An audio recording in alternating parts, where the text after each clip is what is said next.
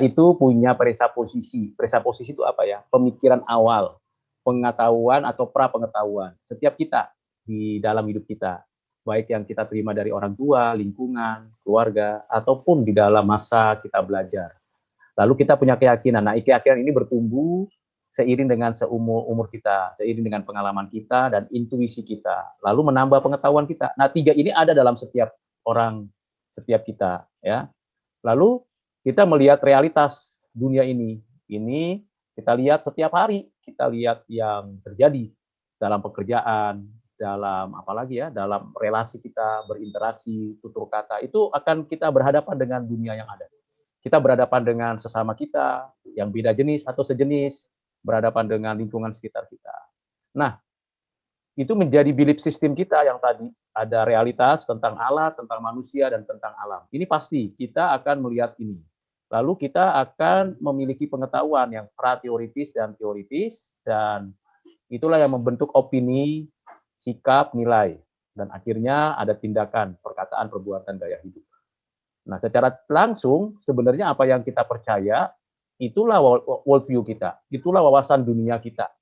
Yang mana kita berkata-kata, kalau kita bicara A, B, C, D, kalau kita bertindak apapun terhadap diri, terhadap orang lain, terhadap lingkungan, atau punya gaya hidup atau lifestyle, itulah yang ada dalam benak kita sebenarnya. Nah, itu dibentuk dari mana? Dari pengetahuan kita, dari realitas kita sehari-hari. Nah, itu namanya realitas itu metafisika. Pengetahuan itu epistemologi. Opini, sikap, nilai itu etika. Jadi kita melihat, mengetahui ada yang realitas. Orang ateis juga tidak percaya ada Allah, tapi dia sendiri memakai kata Allah, God gitu. We are not believe God, but dia memakai God untuk mengatakan tidak ada God. Harusnya nggak usah pakai kata itu lagi. Ya, saya tidak percaya atau saya percaya ini bukan yang itu. Itu metafisika. Jadi realitas. Jadi belajar metafisika itu belajar realitas. Belajar pengetahuan, episteme, mencari yang benar. Etika mencari yang baik. Ini benar, ini baik, ini kenyataan. Nah, ini kenyataan. Nah, ini semuanya membentuk belief system kita. Belief system inilah yang disebut sebagai worldview. Worldview. Jadi setiap kita punya worldview. Jadi kalau kita bicara sama siapapun, kita dengar, pasti kita tahu ini worldview-nya siapa. Ini apa yang di belakang dia. Misalnya carut-marut tentang perpolitikan di Indonesia, vaksin, kemudian COVID-19, pandemi. Nah, itu kita bisa dengar, bisa tahu, bisa ngerti, lalu kita bisa meyakini ini worldview-nya apa ya, belief system-nya dari balik perkataan, perbuatan, lifestyle-nya seperti itu. Nah, di dalam kehidupan kita, worldview kita itu ada secara individu terbentuk. Saya punya worldview dari darah orang Batak, tapi darah Batak saya lahir besar di Jakarta. Jadi bukan sangat berbeda dengan orang yang lahir besar di Tapanuli Utara, di Toba sana. Mengapa? Karena lingkungan mempengaruhi, kan? Keluarga mempengaruhi, komunitas mempengaruhi. Jadi saya lahir besar di Jakarta. Worldview saya tidak sepenuhnya lagi seperti orang Batak yang ada di Toba. Mengapa? Karena saya sudah banyak bergaul dengan orang Betawi, orang Jawa, orang Sunda, orang Chinese, orang Ambon, NTT, macam-macam. Ya, dari kadang-kadang teman saya itu orang Banten, orang teman dekat saya. Nah, itu membentuk worldview saya. Dari mulai TK, SD, SMP, SMA. Bahkan saya belajar Islam, belajar Buddha, belajar Hindu. Teman-teman dekat saya bukan orang Kristen dulu. Itu membentuk, mau tidak mau. Nah, itu pengalaman, my experience is my worldview. Nah, ini jadinya. Jadi dalam pekerjaan, dulu saya bekerja jadi sales, ya, sales, marketing, kemudian saya bekerja lagi menjadi guru dari SD, SMP, SMA, juga belajar dari bekerja di kementerian, di ASN, sebagai pegawai negeri, bekerja jadi dosen di seminari, sekarang kerja lagi di UPH. Nah, itu membentuk worldview. Ini realitas. Jadi, tidak bisa kita bilang bahwa Rudy yang 40 tahun lalu sama dengan Rudy yang sekarang. Sama seperti nanti masing-masing kalian. Masing-masing kalian kan punya pengalaman, punya pengetahuan gitu. Misalnya selfie yang dulu dengan selfie sekarang pasti beda kan? Kenapa? Karena belief sistemnya mulai terbentuk dari berbagai realitas. Nah, itu di dalam kekristenan kita punya belief system dipengaruhi oleh sejauh mana kita mempercayai Alkitab.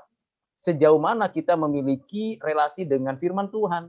sejauh mana kita mempraktekkan firman Tuhan. Itu membentuk worldview kita. Kalau kita hanya beragama tapi tidak percaya, hanya melaksanakan ritual agama tapi tidak menjadi pelaku, pasti lain, beda sekali worldview yang menghadapi dunia ini. Nah, kita bersyukur gereja kita masing-masing selalu ada yang namanya tradisi, yang ngajar. Ada yang mengajar melalui pujian, ada yang mengajar melalui macam-macam ya kan.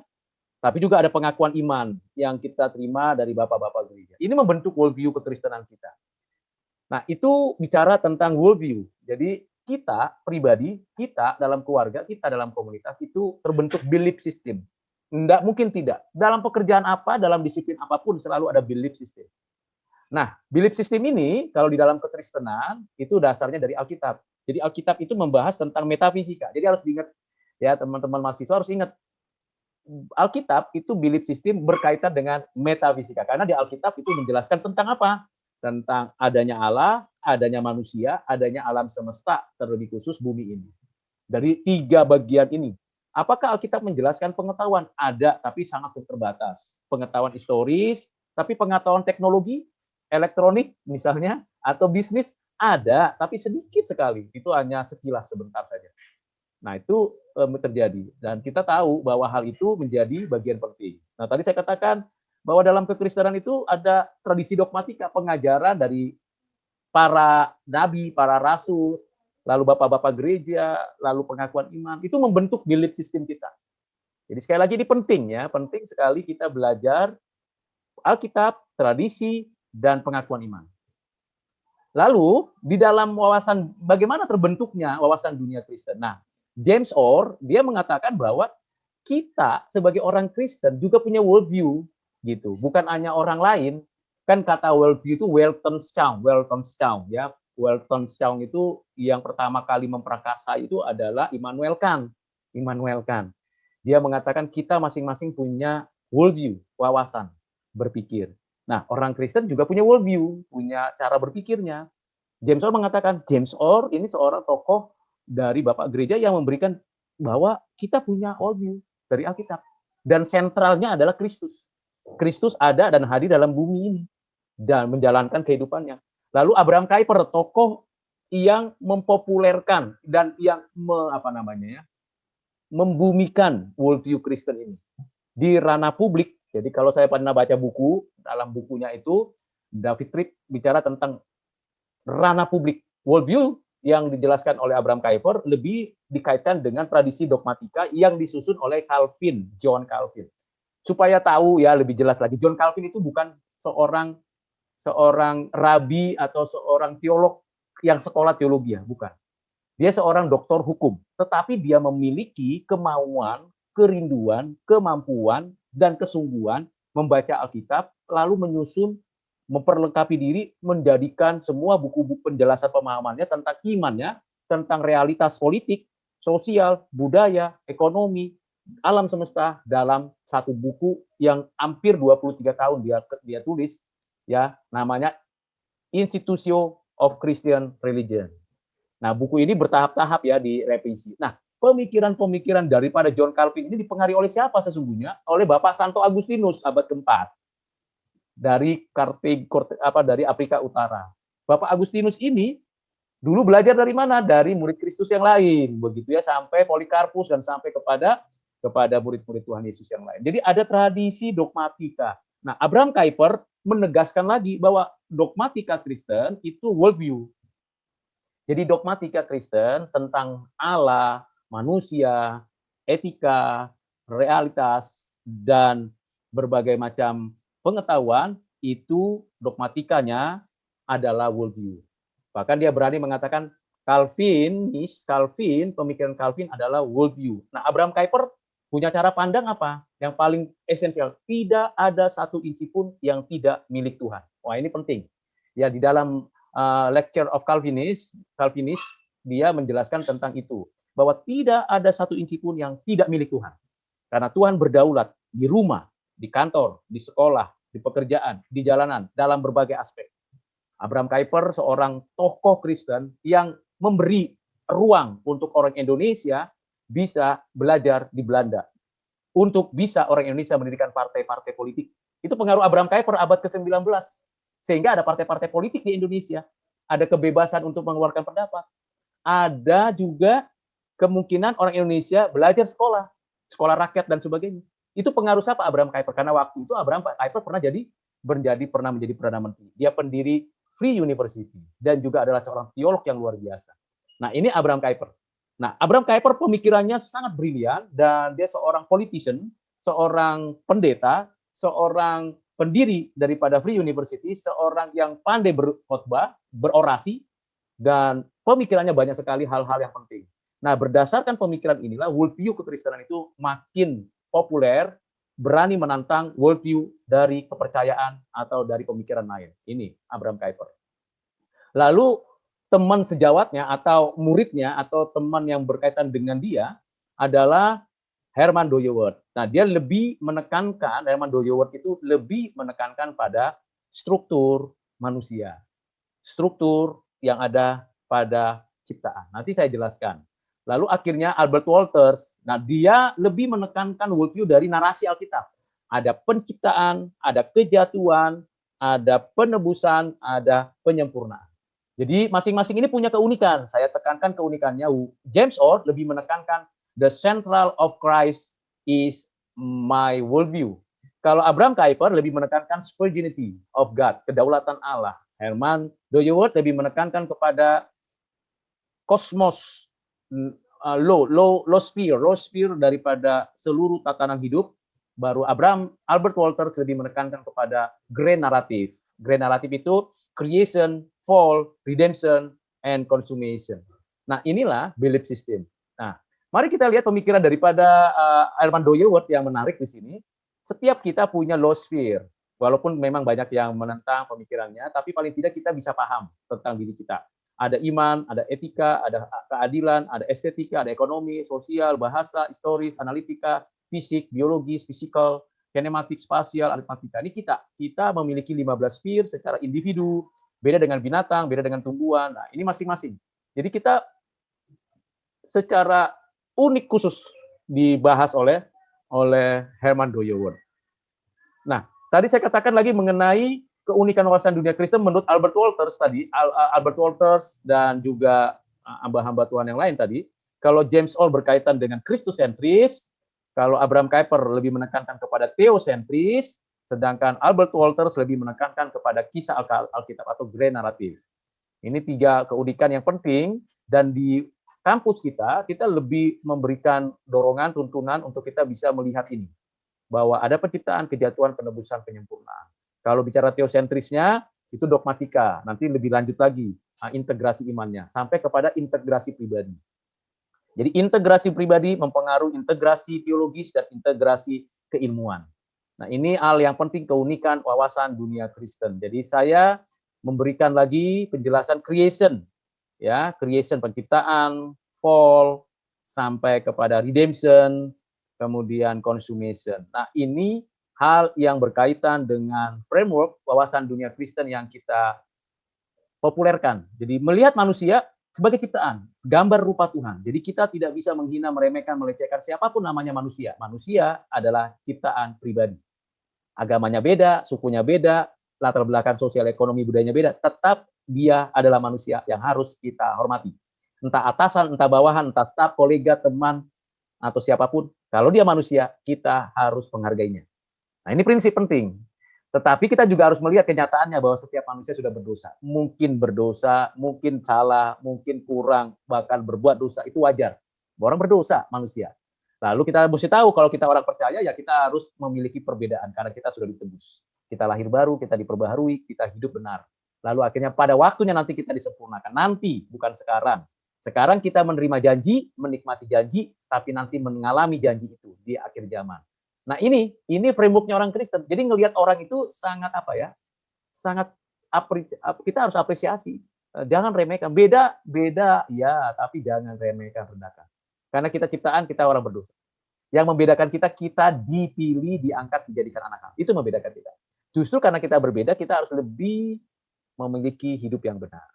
Nah, apa elemen-elemennya? Kan bicara wawasan dunia, framework. Jadi setiap wawasan dunia, entah yang beragama apapun, berfilsafat apapun, memiliki objek ilmu pengetahuan apapun, misalnya di manajemen, ya kan, atau di elektronik, tetap memiliki lima elemen wawasan dunia.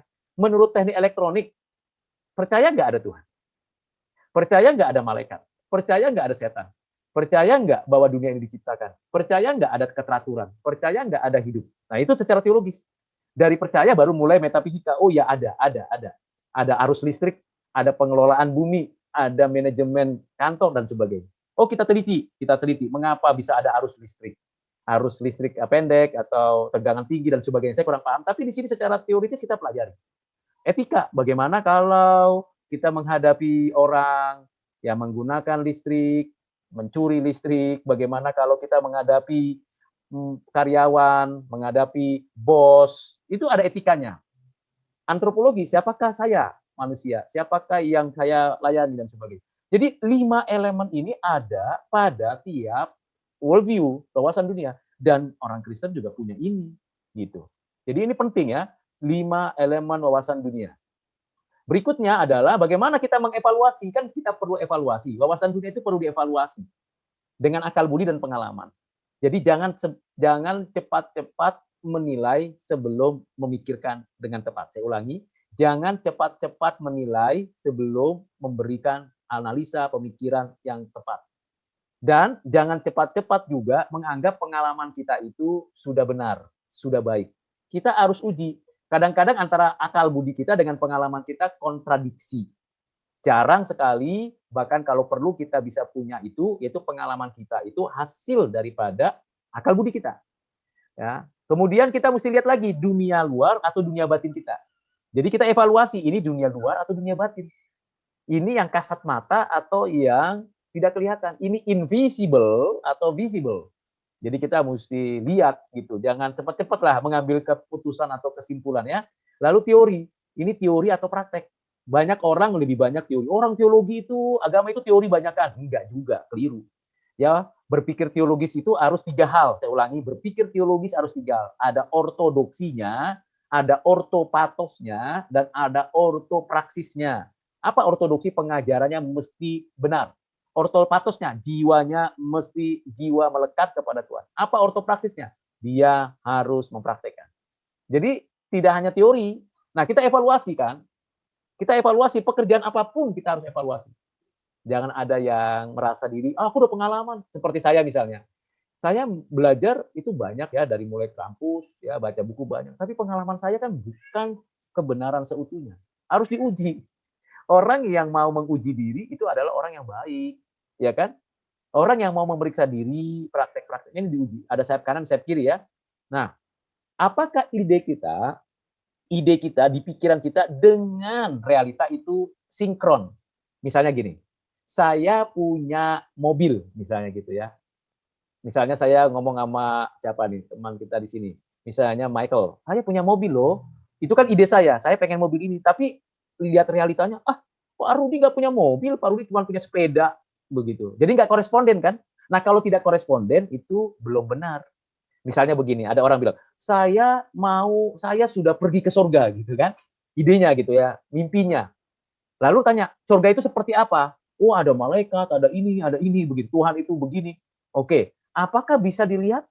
Apakah Tuhan bisa dilihat dengan mata kepala sendiri?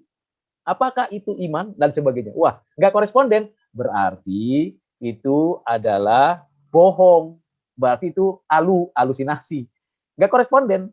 Nah, yang kedua adalah koherensi antara satu fakta dengan fakta lain itu tidak kontradiksi, itu koheren. Misalnya, Rudi adalah dosen di UPH. Rudi adalah S2 di UPH. Kontradiksi enggak? Tidak kontradiksi. Kalau tidak S2 tak mungkin jadi dosen. Nah, seperti itu. Nah, koheren. Tuhan adalah pencipta. Tuhan adalah penebus. Fakta. Itu koheren enggak? Koheren. Begitu. Negatif dan positif menjadi sebuah arus listrik misalnya. Itu koheren nggak? Koheren, ada fakta. Antara yang dikelola dan sumber kelola dan objek kelola, ada nggak? Ada. Itu namanya koheren. Jadi koresponden itu di ide dan fakta, koheren antar fakta. Diuji, lalu kontradiksi apa? Tidak. Ya, lalu kesadar atau ingin. dan kemudian ada jalan lain atau pakai laboratorium. Nah ini evaluasi. Every day, every time, everywhere, we must evaluate ourselves. Self-evaluation, ya, self-evaluation. That's a very important to our life. Jadi dalam hidup kita perlu dan penting dan sangat penting mengevaluasi diri. Apakah kontradiksi apa yang kupikirkan? Apakah konsisten apa yang kulakukan? Apakah saya sadar bahwa ada dunia luar? Apakah itu keinginan itu di batin saya? Apakah teori ini bisa berguna? Apakah ada jalan lain? Diuji, dievaluasi.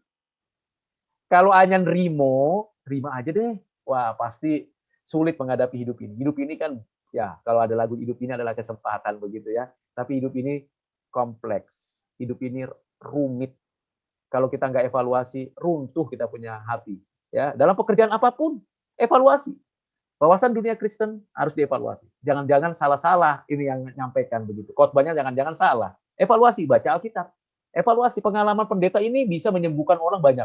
Oke, tapi pengalaman pendeta yang sana kok tidak? Apakah pengalaman pendeta A dan pendeta B yang beda pengalaman itu berarti mereka beda beda keyakinan berarti ada yang diterima pada nggak bisa. Uji dulu gitu. Nah,